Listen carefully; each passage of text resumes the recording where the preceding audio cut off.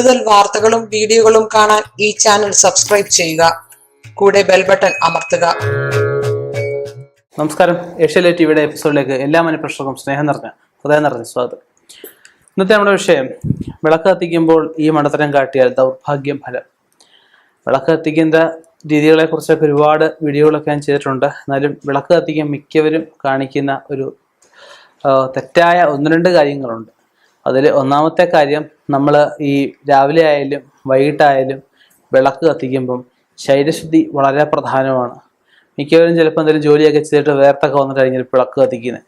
അതങ്ങനെ വേർപ്പുമായിട്ട് ഒന്നും വിളക്ക് കത്തിക്കരുത്. ഒന്നാമത് കാണിക്കുന്ന മണ്ടത്തരം അതാണ്. രണ്ടാമത്, നമ്മൾ വിളക്ക് കത്തിച്ചതിന് ശേഷം നമ്മുടെ വീട്ടിൽ ഉള്ള ഒരു സാധനങ്ങൾ മറ്റുള്ളവർക്ക് കടം കൊടുക്കാൻ പാടില്ല. അല്ലെങ്കിൽ എന്തെങ്കിലും ഒന്ന് പകരം വാങ്ങിച്ചതിന് ശേഷം മാത്രമേ കടം കൊടുക്കാവൂ. അതുപോലെ ഈ വിളക്ക് കത്തിച്ചതിന് ശേഷം വീട്ടിൽ അരി വെക്കാതിരിക്കുക. രാത്രിയിലത്തേക്കുള്ള ആഹാരം അരി വെക്കുന്നത് വിളക്ക് കത്തിച്ചതിന് ശേഷം ചെയ്യാതിരിക്കുക. ഒന്നുകിൽ വിളക്ക് കത്തിക്കുന്നതിന് മുമ്പാകാം, അല്ലെങ്കിൽ വിളക്ക് കത്തിരും പ്രാർത്ഥനകളും എല്ലാം കഴിഞ്ഞതിന് ശേഷം. കൃത്യം വിളക്ക് കത്തിച്ച ഉടനെ പോയി അരി ഇടാൻ പാടില്ല. അത് തെറ്റായ രീതിയാണ്. അതുപോലെ സന്ധ്യയ്ക്ക് മിക്കവരും ഈ പുകയ്ക്കുമ്പോൾ വേസ്റ്റ് ഇലകളും ഒക്കെ ഇട്ട് പുകയ്ക്കാറുണ്ട്.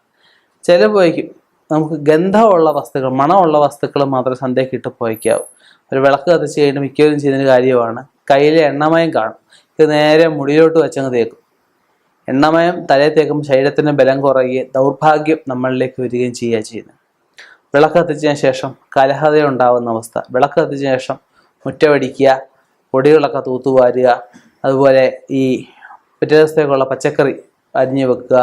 അതിൽ ഈ കറിക്ക് അരിയുമ്പോഴും വീട്ടുജോലികൾ ചെയ്യുമ്പോൾ നാമം ജപിച്ചുകൊണ്ട് വീട്ടുജോലികൾ ചെയ്യുക. ചിലപ്പോൾ അമ്പലത്തിലേക്കുള്ള മാലകളൊക്കെ കിട്ടുന്നുണ്ടായിരിക്കും. ഇത് സന്ധ്യാനാമം ജപിച്ചുകൊണ്ട് അമ്പലത്തിലേക്കുള്ള മാല കിട്ടുന്നത്. സന്ധ്യ കഴിഞ്ഞ് വിളക്ക് കത്തിച്ചതിന് ശേഷം പൂ പറിക്കുക. ഇതൊക്കെ നമുക്ക് ദൗർഭാഗ്യം നമുക്ക് കൊണ്ടുതരുന്ന കാര്യങ്ങളാണ്. അപ്പം ഇങ്ങനെയുള്ള കാര്യങ്ങൾ ഒക്കെ ഒന്ന് ശ്രദ്ധിക്കുക. അതൊരു വിളക്ക് കത്തിച്ചതിന് ശേഷം കഴിവതും യാത്രകൾ ഒഴിവാക്കുക.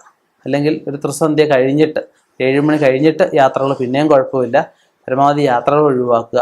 ഇങ്ങനെയുള്ള കാര്യങ്ങൾ ശ്രദ്ധിച്ചു കഴിഞ്ഞാൽ ഒരു പരിധി വരെ നമുക്ക് വരുന്ന ദൗർഭാഗ്യത്തെ തടയാൻ പറ്റും. ഇനിയും ഇതുപോലെയുള്ള വ്യത്യസ്ത വിഷയങ്ങളുമായി കണ്ടുമുട്ടാം. നിർത്തുന്നു. നന്ദി, നമസ്കാരം.